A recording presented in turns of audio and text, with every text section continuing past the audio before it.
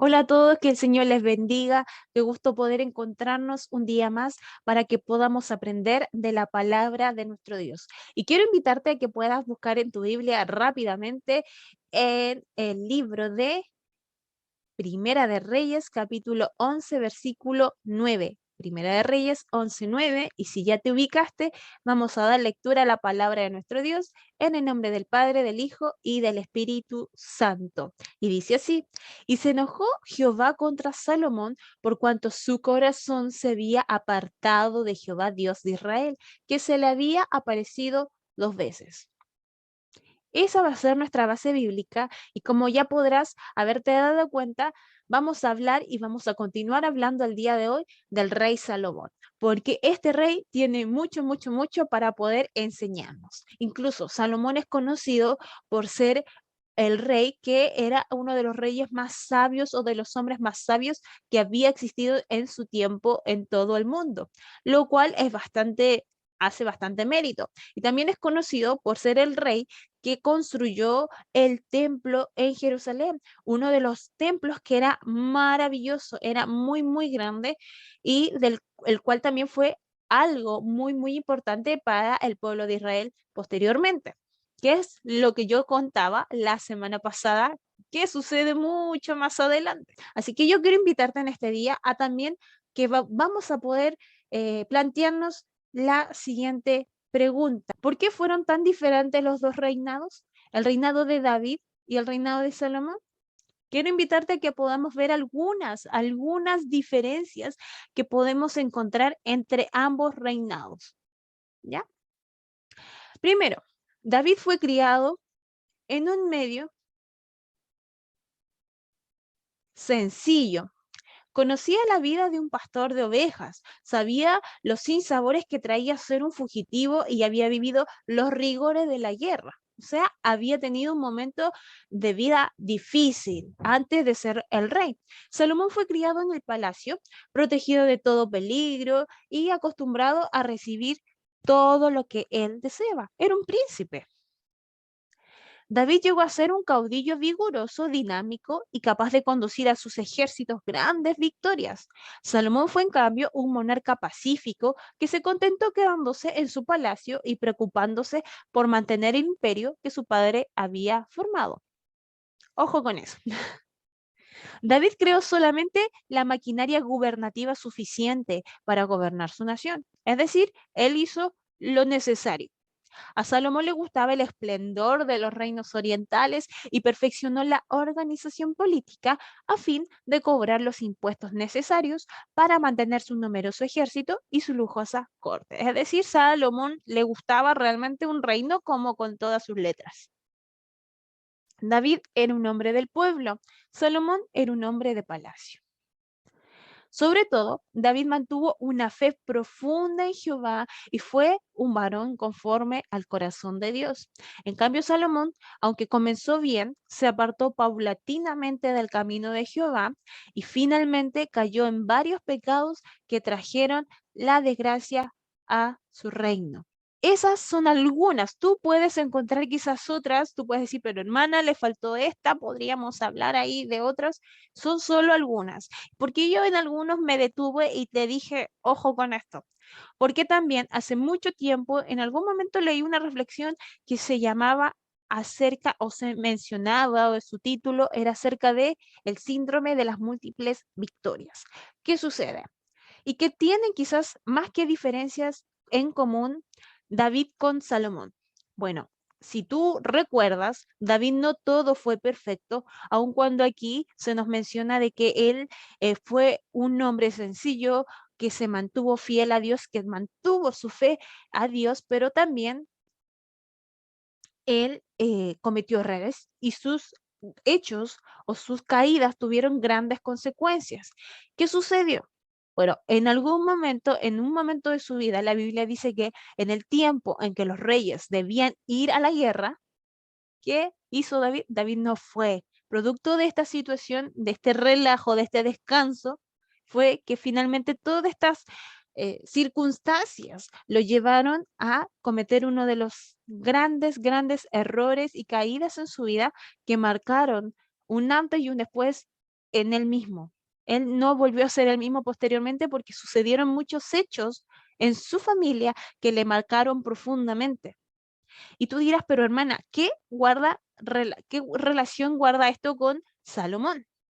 Bueno, Salomón, y yo te hacía énfasis en uno de esos puntos, porque Salomón, él no fue un rey que fue a la guerra, su padre fue un rey que usó muchísimo la espada. Producto de esto fue que también Dios le dice a David, tú no vas a construir el templo, aun cuando la idea era de él, había nacido de él. Dios le dice, tú no vas a construir el templo porque en realidad tú has derramado mucha sangre, pero lo va a hacer tu hijo. Por eso es que después Salomón concreta esta idea de la construcción del templo. Entonces, ¿qué sucede? David había hecho y prácticamente llega un momento en el libro de Segunda de Samuel donde la Biblia nos dice que David había ya eliminado todos los enemigos de Israel.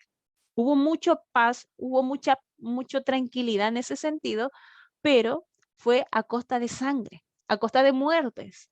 Salomón, por lo tanto, y como consecuencia de esto, no tuvo que ir a la guerra, sino que disfrutó del trabajo previo que había hecho su papá. Ahí podíamos ver que nos dice que fue un rey pacífico. La Biblia también nos dice que Salomón, en vez de ir a la guerra, fue e hizo alianzas matrimoniales, que era algo que se ocupaba mucho en la antigüedad para poder mantener la paz entre las naciones. Entonces él se casó con muchas hijas de reyes, princesas, pero el problema estaba en que a todas la Biblia nos dice que él les construyó un altar a cada una. Él no las llevó a su fe, sino que finalmente las dejó de forma independiente. No les impuso su fe ni la adoración al Dios verdadero, sino que él las dejó libres, las dejó ser. Producto de esto es que después la Biblia nos decía que Salomón también adoró estos dioses paganos y producto de esto fue que finalmente terminó desviando su corazón y apartándose de la fe en Jehová. Entonces, por eso yo te decía, ojo ahí con el tema de los descansos. ¿Qué podemos aprender y por qué yo te decía el problema de las múltiples victorias? Porque cuando a veces estamos enfrentados, ya sea que anhelamos una meta, ya sea en nuestro trabajo, en nuestra vida profesional, en los estudios, en diferentes áreas de nuestra vida y hemos orado mucho tiempo por aquello que tanto anhelamos, cuando realmente sucede y cuando llegamos en algún momento en que la vida o en que Dios permite que podamos tener cierta estabilidad tranquila, emocional, financiera, familiar, etcétera, ¿qué hacemos? Descansamos, ¿cierto? Nos relajamos. Al igual como lo hizo David y así como también Salomón, Salomón no tuvo que preocuparse de ir a la guerra. Su papá ya había hecho el trabajo anteriormente. David tampoco en algún momento dijo, bueno, yo tengo paz, quiero mirar mi reino, está grande, está bonito. ¿Qué hizo? Se relajó. Ahora, el descanso no es malo, porque el mismo Salomón después escribiría en el libro de Eclesiastés que hay tiempo para todo. Hay tiempo para trabajar, hay tiempo para descansar, hay tiempo para todo. Pero ese tiempo no tiene que ser en exceso. Es decir, no podemos darnos vacaciones ilimitadas, sino que tenemos que hacerlo todo con cierta mesura, con cierta cordura. ¿Por qué? Porque la Biblia nos dice que alguien que el enemigo anda como león rugiente buscando a quien devorar. Si nosotros descansamos, sí, descansar no es malo, descansar es nuestro cuerpo, o sea, los computadores, los celulares, las televisiones necesitan ser apagadas porque si las hacemos mucho trabajar, en algún momento se terminan echando a perder. Bueno, nosotros también, nuestro cuerpo necesita descansar, pero cuando descansamos demasiado como que tendemos a acostumbrarnos al descanso, ¿cierto? Bueno, lo mismo sucede con nuestra vida espiritual. No estoy diciendo que no descansemos, porque de verdad Dios quiere que sí descansemos, pero que no nos relajemos demasiado. ¿Por qué? O que tomemos vacaciones con Cristo, ¿sí? ¿Por qué? Porque llega el momento cuando demasiado o cuando relajamos mucho o alimentamos quizás más nuestra carne que más nuestro espíritu. ¿Qué sucede? Somos presa fácil o estamos dejando el terreno, el ambiente favorable para que el enemigo nos pueda atacar. ¿Y qué sucede? Después, bueno, vamos ante el Señor llorando y pidiéndonos y reclamando quizás y quejándonos y diciendo, Señor, ¿por qué estoy luchando con esto? O lo que ha sucedido. ¿Y quién se relajó? ¿Y de quién es la culpa? La culpa había sido de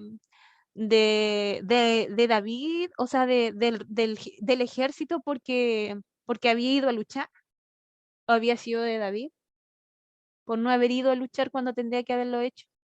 La culpa era de David también porque quizás él le adelantó mucho trabajo a su hijo y después el hijo no tenía que ir a la guerra. ¿Era culpa de él? ¿O simplemente en su momento David estaba haciendo su trabajo? ¿Quién no hizo su trabajo? ¿O quién quiso hacer la forma más fácil? Intentando hacer algo bueno, terminó haciendo algo que lo terminó desviando. La responsabilidad era de Salomón, ¿cierto? David ya no era el rey.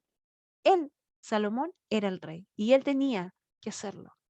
Nos damos cuenta también que quizás hasta los hombres más sabios también cometen errores. Pero volvemos al mismo punto. ¿De quién es la responsabilidad? Es de nosotros. Dios no nos va a imponer nada. Dios no nos va a decir, no, tienes que hacer tal cosa. No, Él dejó algo que se llama libre albedrío, que nos permite y que nosotros cada día, queridos jóvenes, queridos hermanos, tomamos la decisión. Y hasta nosotros o alimentamos la carne o alimentamos el espíritu, pero cada día tomamos la decisión de buscar o no buscar a Dios. Sí, tiempo de descanso físico es necesario, pero no nos tomemos de vacaciones de Dios, de que nuestra conexión con Él no se desenchufe y que pase tanto tiempo en que volvamos a conectarnos, porque créanme que volver a conectarse a su presencia después de mucho, mucho tiempo cuesta y cuesta demasiado. No es imposible, porque Dios en su misericordia y en su gracia y en su gran amor que tiene para con nosotros, siempre está ahí esperándonos y dispuestos y es dispuesto a escucharnos, a escuchar nuestra oración, a escuchar lo que tenemos para decirle, para contarle, para pedirle o para agradecerle. Pero Él está ahí esperándonos cada día. Pero cuando pasa mucho tiempo, cuando sin querer con el tiempo nos vamos desenchufando de a poquito, volver a hacerlo cuesta muchísimo. Créanme, y yo sé que ustedes saben que cuesta. Regresar cuesta. Cuesta mucho más que tomar el día de hoy, tomar la decisión, buscar a Dios, alimentar más o alimentar nuestro espíritu que alimentar nuestra carne. La decisión es diaria. No tenemos que olvidar que el enemigo anda ahí buscando en qué momento nos desconectamos o pasa mucho tiempo. Él sabe que nuestro trabajo es estar firmes, alerta, buscando a Dios. Así que te dejo esa inquietud, te dejo esta reflexión. Finalmente, lamentablemente, Salomón apartó su corazón de Dios y las consecuencias fueron nefastas. El capítulo 11 continúa diciendo lo que Dios le había dicho y la semana pasada nosotros vimos que cuando Dios hace un pacto con él, le advierte que no aparte su corazón, porque también le dice las consecuencias que iba a tener y iba a traer todo esto. Lamentablemente esas consecuencias llegaron, se produjo la división del reino y sucedió todo lo que conversábamos la semana pasada. Así que te aliento, te animo este día a que puedas decidir y que tú y yo podamos decidir una vez más por buscar al Señor. Sí, quizás puede ser pesado y quizás, miren, es válido que podamos decirle, Señor, el día de hoy no quiero hablar contigo. El día de hoy tengo flojera hablar contigo. El día de hoy no tengo ganas de hacerlo. Pero ¿sabes qué? Aquí estoy. No tengo ánimo. Quizás vamos a hablar 5 minutos con él, pero vamos a hacerlo. Y en algún momento, créeme que todos esos pequeños momentos, esos pequeños instantes, Dios los va a valorar y él los toma en cuenta Cuando oramos y no teníamos ganas, cuando nos acercamos a Él quizás con toda la flojera del mundo diciendo, Señor, tengo sueño, tengo ganas de descansar, pero aquí estoy. Créeme que no volvemos a ser los mismos. Créeme que no seremos los mismos. Así que tengas un hermoso día domingo. Esta es nuestra clase del día de hoy. Un abrazo grande a la distancia virtual. Nos vemos la próxima semana para una nueva clase de Escuela Bíblica. Que Dios te bendiga. Chau, chau.